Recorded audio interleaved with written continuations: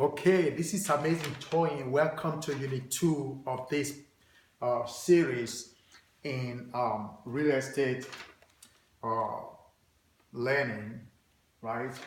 Video series, I will call it. So, as I stated earlier in the first unit, I want you to imagine you're in the classroom. Because when you're in the classroom, I think you tend to learn better, okay? As opposed to you sit in front of a computer and you're watching some, um, screen flow, right? So this is what we're going to go over in unit 2.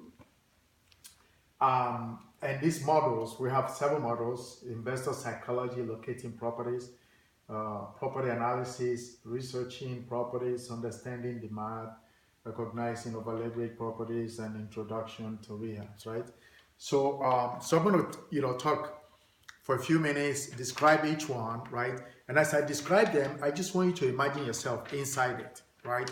Because real estate really is about practice, okay? It's not about reading something and then hoping it's going to happen.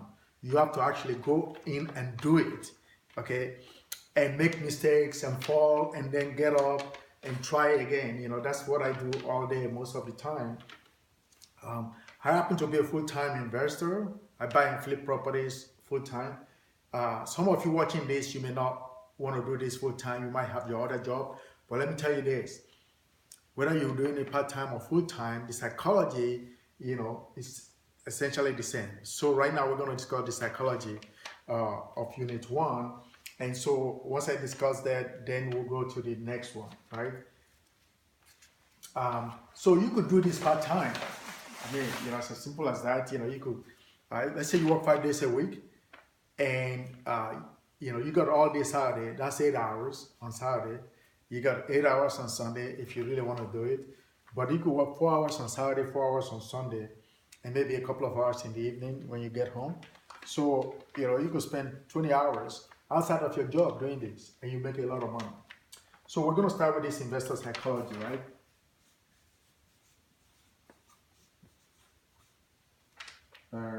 Spell psychology, right?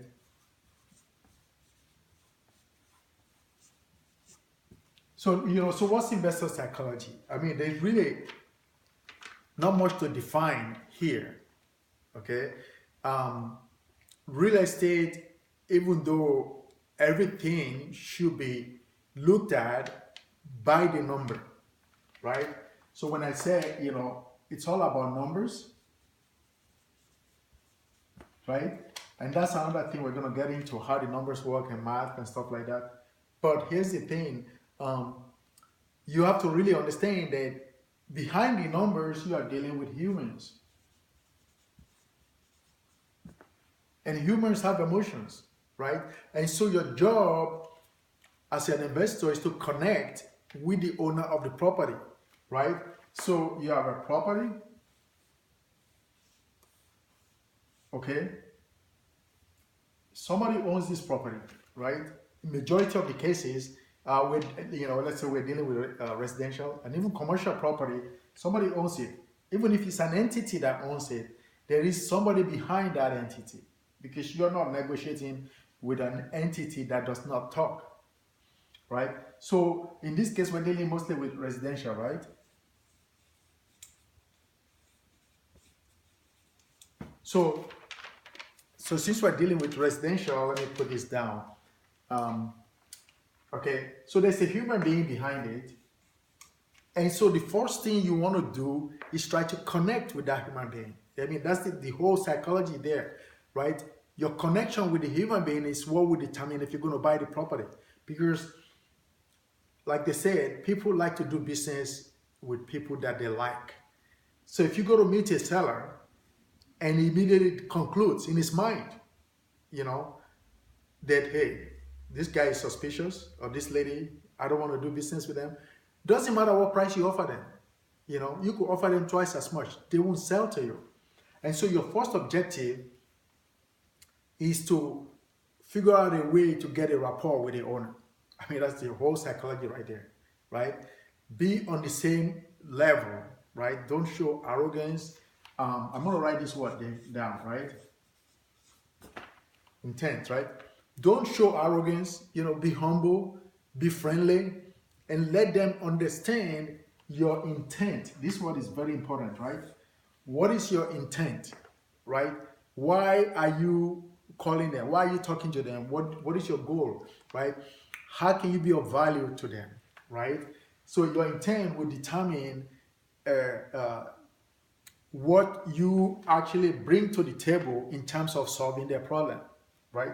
Because real estate is about problem solving.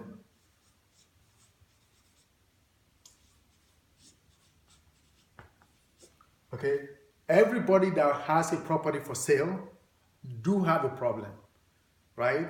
Because if they don't have a problem, they won't be selling the property. You might be thinking, what kind of problem? Well, if I own a house right now and I decide to sell it, well, I'm selling it for some reason, either to take my money out.